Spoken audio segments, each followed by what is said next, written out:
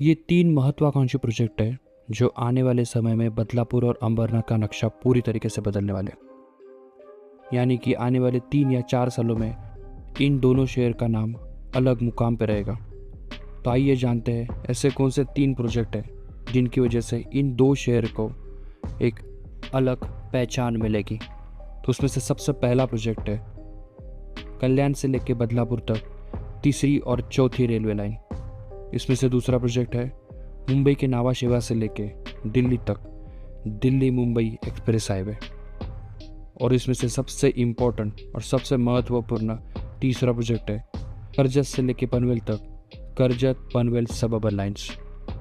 अभी इन 3 प्रोजेक्ट्स की वजह से इन शहर को कैसे लाभ होगा और इन शहर में कैसे विकास होगा, इसकी जानकारी हम आने वाले डिटेल वीडियो में समझ लेंगे।